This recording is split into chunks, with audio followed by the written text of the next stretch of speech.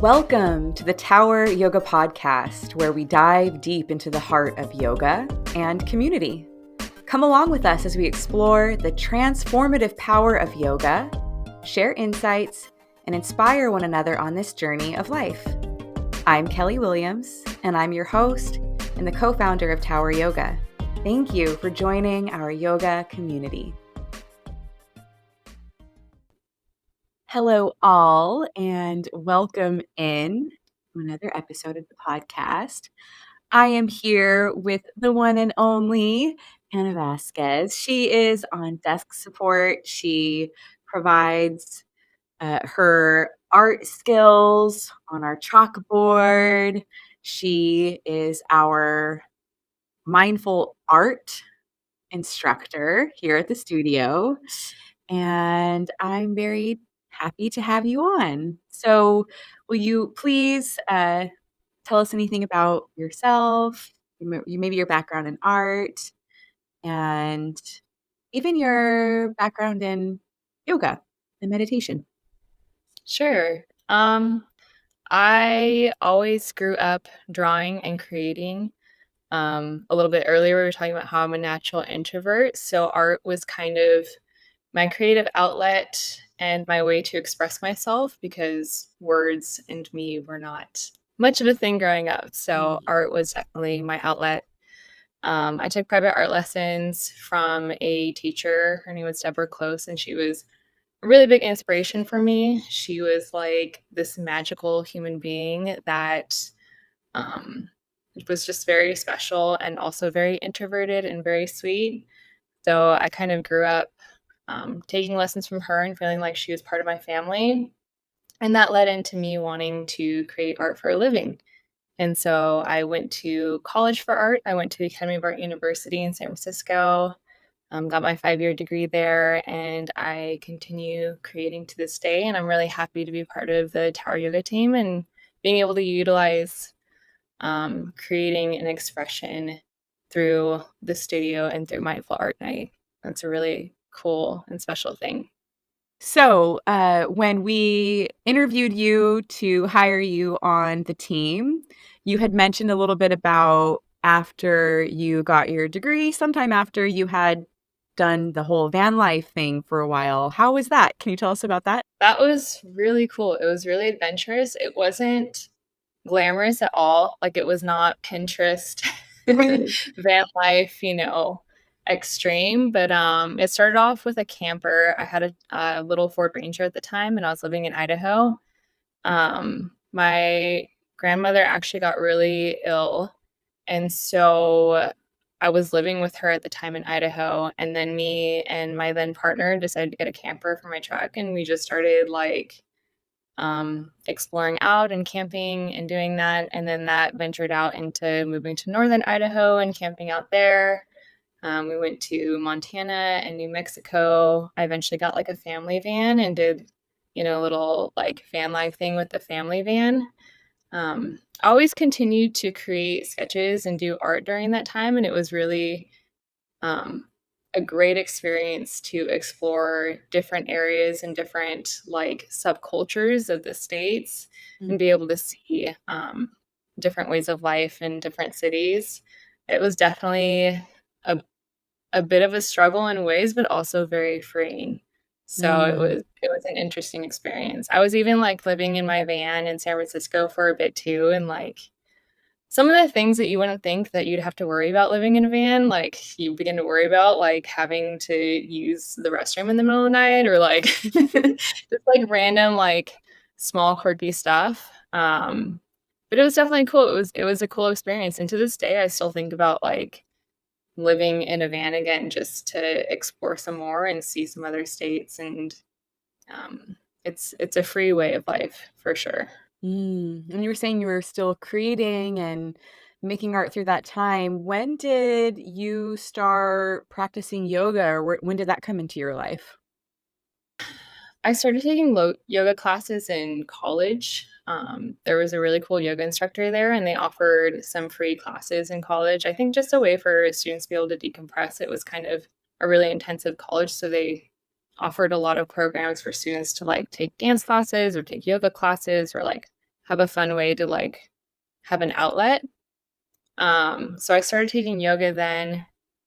And I think I just naturally was very much drawn to yoga. I was never like a really competitive person or like, I wasn't like jumping around and wanting to do these extreme sports. I was always kind of like a slow paced life kind of gal. So like yoga was something that I really liked. And I'm also drawn to the more spiritual side of life and yoga. So I kind of naturally wanted to do that. And then I began to practice it just at home, watching videos, and went through some like personal spiritual experiences that really went in line with yoga and yoga philosophy. So I think just it naturally was a connection and continued on through. But I've never done yoga as much as I do now. Like I do yoga all the time now. You do a lot of yoga and I love it. I love it so much. That's why you're such a good fit here for so many reasons. But, we hired you on as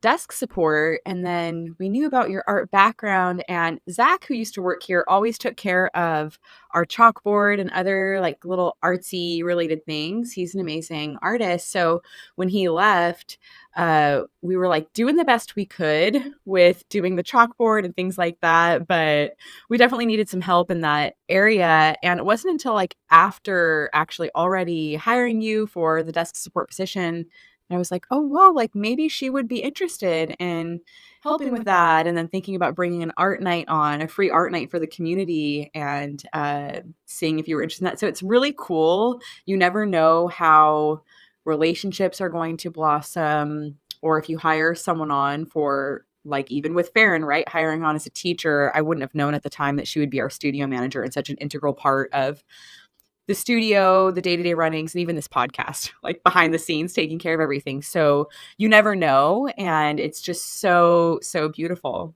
So as you dive deeper and more consistently in your yoga practice, and you're meditating and maybe have more of an awareness on mindfulness in your life off of the mat, how does that complement your process in making art, or are there things that were already there in line that you're just aware of now? Like you could put a name to something. It's like, I want to say, how does mindfulness and art connect? But there's a lot of parallel there. Yeah, yeah. I think that the thing that's helped me being at the studio and practicing yoga regularly and almost like being surrounded by such a encouraging community and a group of people that are very much like accept yourself as you are now, and there's no pressure for you to be anything more than where you are currently, and then just practicing like that regular yoga and meditation and becoming healthier in my mental state. It's really helped my art in the fact that before there was a lot of pressure and a lot of fear instilled in creating art. I went to that really intensive school and it has like an 80% dropout because it's just so intense. It's like, Whoa. it's a pretty, I went through a few nervous breakdowns. Straight up.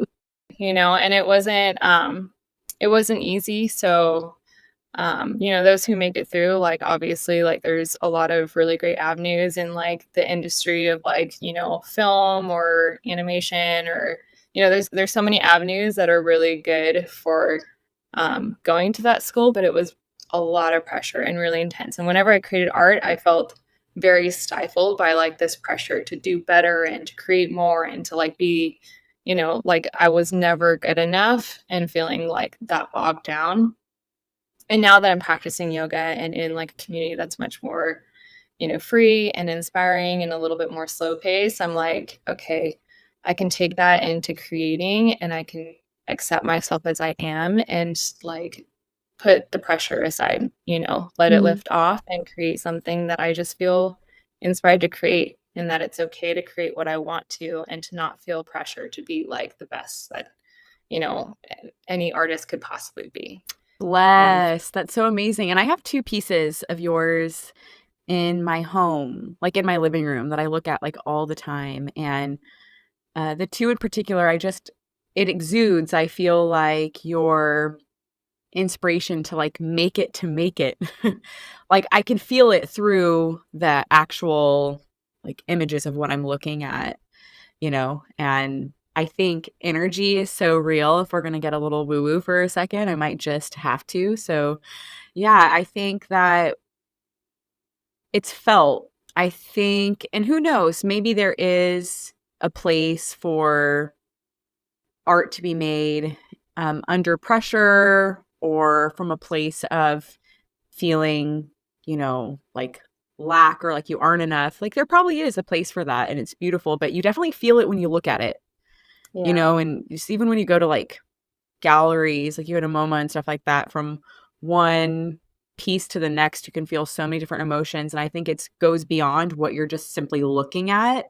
And I think you can really feel the emotions of whatever the artist or who created it was like going through. And Right. it's intense. There's a place for everything, but yeah. There's definitely a spirit of competition in certain avenues of the art world. Like the academy was very much like competition and fast pace, and like you got to like drill out the drawings every single day, like make, as many figure drawings as you can or create as many this and that. There's definitely a spirit of competition, and that some people really thrive in that and they grow in that. And I did not thrive so well. I was like feeling anxiety and pressure And and you were saying even from when you were a little kid, that wasn't you. yeah. And it's kind of why you No, found art. right, And it's probably right, why yoga makes so much more sense to you than some other things, because it's yeah, not about that competition. Or if there is competition, it's more about you and you.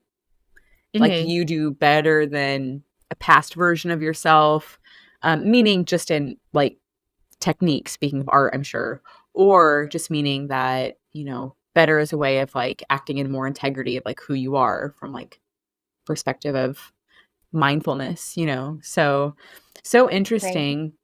How do you integrate mindfulness principles into your art instruction, like at these events that we put on? And what's the process of developing a concept or approach for the events?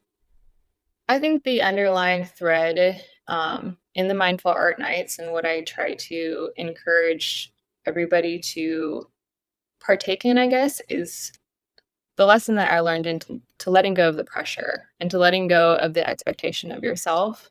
And I think that having expectations of yourself and feeling that pressure to like be able to create something that's better than a stick figure or like being able to be like this masterful artist, I think those are very like learned pressures of our society when we get older and we're creating art. When in middle school we start to feel like, oh, this isn't good enough, or in high school and in our teenage years we're like, oh well, like I'm really bad at drawing, like I can't draw, I Right. can't even draw a stick figure.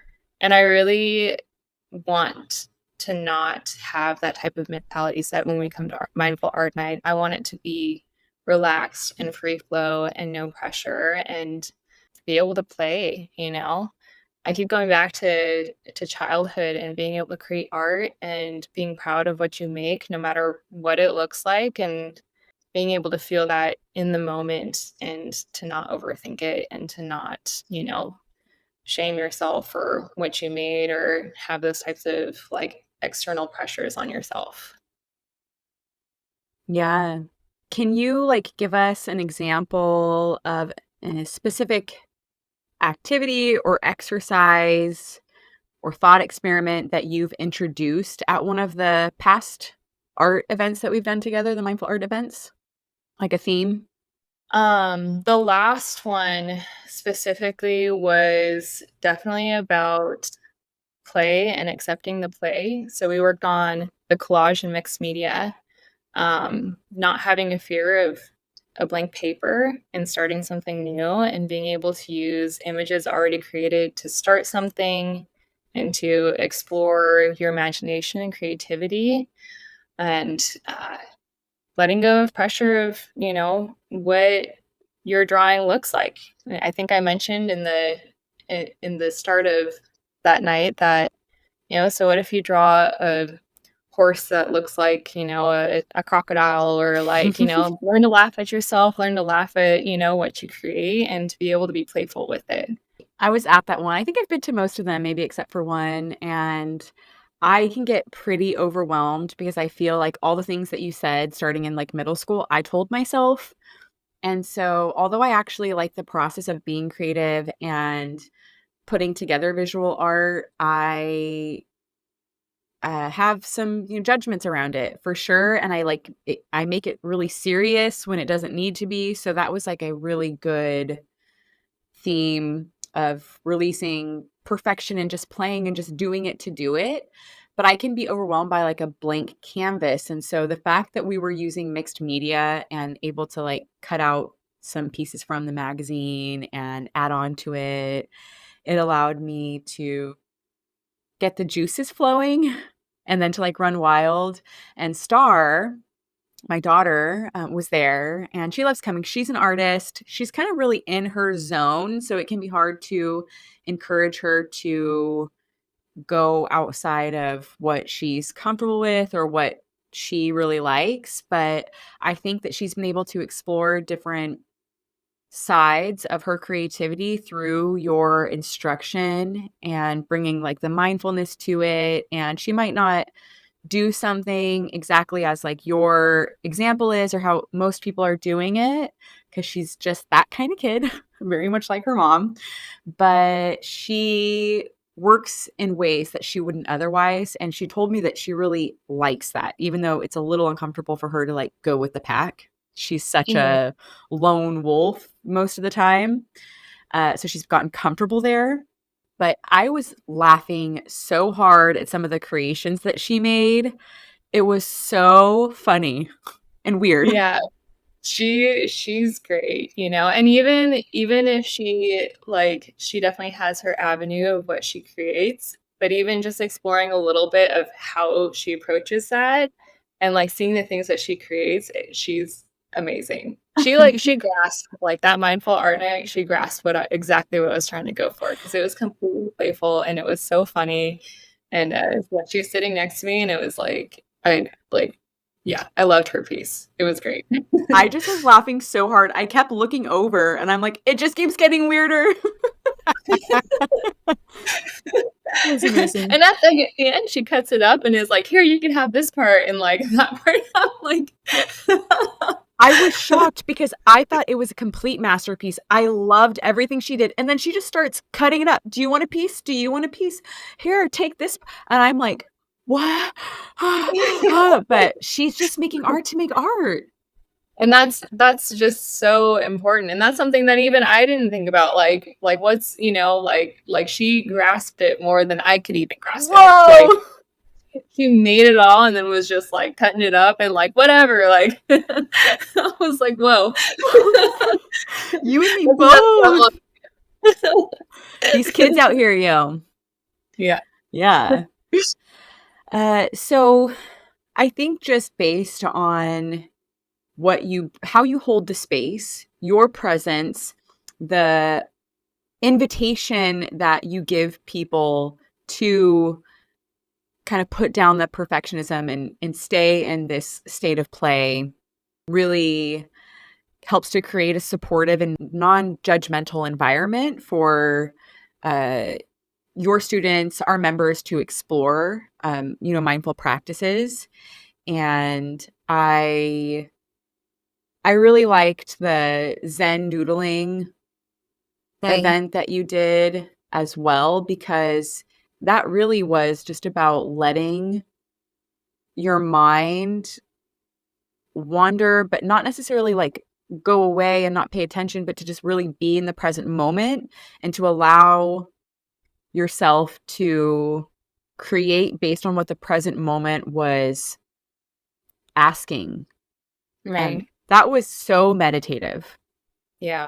No preconceived thoughts of what you're gonna make. It was kind of Mhm. just you genuinely flow with the moment. Yeah, I really enjoyed that one too.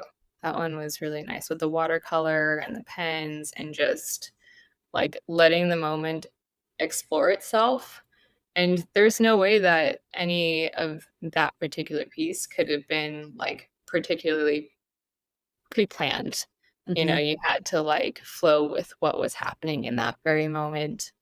And I love seeing people being able to create things and connect with each other. I noticed that a lot of like people come with their friends or their kids, or they come in a group and they love to create something and be in the moment despite like whatever expectations they have of themselves, or if they've like never like or they haven't created art since they were a kid. They all come and like enjoy the moment and connect with each other.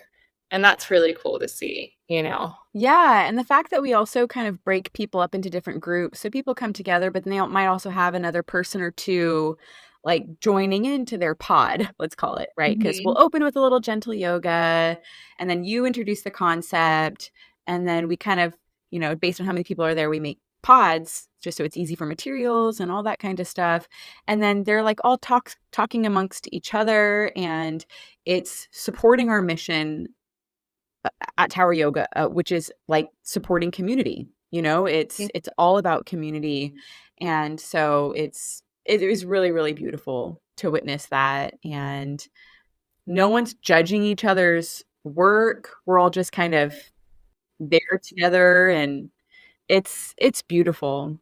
But I guess to get it back a little bit more personal for a moment, I was gonna ask, have you like noticed any benefits in your art as a result of practicing more mindfulness? But you definitely did answer that already. I think it's even like life changing, I would say, because art was really there was even a period like immediately after graduating that I couldn't make anything. Like I was just so burnt out and felt so much pressure. And whenever I like picked up a pencil or a pen to draw, I was like immediately just completely stressed out and so anxious. And I think that, like as time has passed and as I've created, art during my yoga practice period of my life, it's completely night and day as to my approach, like in anything in life really, but especially in art, I was like just way bogged down with all of the stress. And now it's like I'm seeing a transformation in myself as a person, and there ergo like a transformation in the art that I make. And I'm actually Mm. enjoying it again. Like I'm loving creating again, which is really important. Wow. There's the whole thing of like art mimics life. And so if your life is transforming, of course, how Mhm. would your art not follow? And it's like what you're explaining reminds me of like adrenal fatigue, except for it was like a different kind of fatigue. It was like a creative fatigue that Mhm. you were experiencing. Wow. Well, I'm very happy for you because you're an amazing artist. And Thank you. that is so beautiful because you share that with all of us and we benefit from it as a community. It's so beautiful to be able to practice yoga together and then create together in that non-judgmental space and to explore our own imagination and the present moment. And it's really cool. It's one of my favorite offerings that I think that we have had here at the studio. So thank you for sharing your gifts and the fact that we, have kept it free, I think is really cool too. People can come and they don't have to be stressed or worried about having the materials or having to show up with anything. We all use the same stuff and it's pretty much we don't usually get things that are super fancy. We work with very like basic materials, but we make beautiful things from them. And it's fun. It's a moment to play and relax and enjoy each other and enjoy our creations. It's just a fun moment to be able to experience, have a way to express. Is this your first experience with teaching or instructing art? Yeah, yeah, yeah. I, You're amazing. Like, how natural. I think I'm always really kept to myself. I mean, straight out of college, I was doing the van life stuff, and I've always really, kept to my own thing, and I had no idea, in applying for Tara Yoga and the opportunity to work here, I was like, yeah, like I love yoga. Like this can be awesome. Like I get to go to yoga and like work at a yoga studio. Like what a dream. And now that dream is like even more so like the ability to be able to share some art and share like some creative light into the world in our community, like that is such a blessing for me. I'm just in awe that my life has transformed into what it is right now. And it's a working improvement, but I'm definitely grateful for the experience. And I love encouraging people. I love encouraging like the things that I wish somebody had told me in creating. Like I love being able to share that, and that's enlightening in itself, because like I need to hear those words sometimes, that like I need to play, I need to release expectations. And so practice what you preach, right? You want to be able to share that, but also have that inside yourself as well. There's that saying, like, you teach what you most need to learn. Mhm. And so I do Absolutely. think that's such a beautiful opportunity that we have to ourselves when we do take any like teaching endeavor on. And I realize that it might not be exactly in your personality type to like be a big speaker, teacher kind of person, but maybe just the fact that you were already comfortable here and with our community, it kind of eased you in. And I could see you going so far with teaching. You're so natural. The fact that we also have such a wide range of skill levels and ages, you know, it's really, really cool. And these aren't small groups that are coming together usually. So you just do it so beautifully. You're so thoughtful, and like from the planning, getting some materials together and developing the concept, inviting people into the concept. And then I do hear your encouragement from people as they show you what they made, or you walk around and see what they're doing. And it's so cool. And if that can also feed you as a person on a different level, because it's easier to encourage other people sometimes. And then all of a sudden you might have that realization, I need to hear that, Yeah. man, but for whatever reason, it can be easier, not for all of us, but some, to encourage others before we encourage ourselves. But if there's something you truly believe in that you're telling another person, there's no way that that's not going to like enter some part of your psyche. Right. Right. Yeah, It's very much coming from a place that I feel in my heart. And like the things and concepts that I come up with are places where like I feel like I can connect with others. I felt the pressures, or I felt like I couldn't create something that I wanted to create, or all of these things are very relatable, and it comes from the heart to be able to say like, to let it go and to enjoy the moment and to just be yourself. totally. I guess in conclusion, as we wrap it up, we'll just, I want to let everyone know about the next event that's happening in May. And that is happening on Tuesday, May 28th at 7:15 p.m. So we'll get into a gentle yoga warm up, and then Hannah will invite us into the concept that she has in her heart to share, and we will create and make in a supportive and non-judgmental space. And then you'll have something that you can take home, a token of the moment. That coming up, but where can people find you or connect with you outside of that event? Well, I'm here. Um, I love it. You're like, catch me IRL. almost every morning. um, I also have an Instagram under Hannah Hoskins Art. Yeah, that's where I share most of my stuff is through Instagram. That's I'm on there beautiful. pretty. Are you open and available to like doing some commission work and that kind of stuff? Or are you just sort of like having fun, making art? I think I'm open to some commissions. Commission art can be a little bit tricky. Like I have a commission right now, and that kind of like shuts down any other opportunity because I have to hone in on that.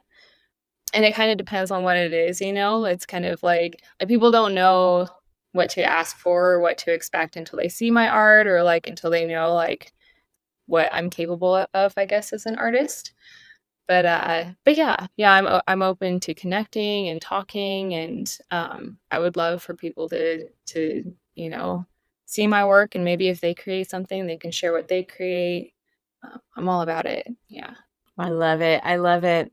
So by the time this episode comes out, we will be well into May, but some fun things that are happening is for the Lotus Room grand opening, beginning of May, we'll be doing a communal art piece. Hannah will be leading that at our grand opening party. So that will have been created by the time this airs. So that's cool. We'll have that to reflect on. And there's so many other opportunities I know that will spring forth from our collaboration and just kind of putting our heads together and seeing what there is to see. Yeah.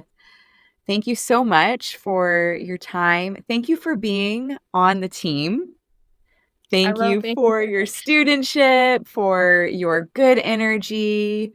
You go above and beyond genuinely as a team member, and I just couldn't be more happy to have you part of our team.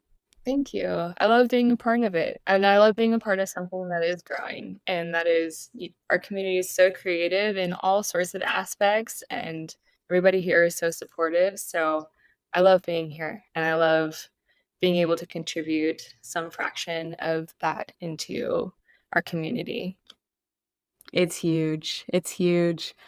All right, y'all. Well, definitely keep your eyes and your hearts open for all the various happenings around and inside the studio. You can always check out our socials, open up your newsletters, check out the community boards in the studio spaces to keep up with all things Tower Yoga.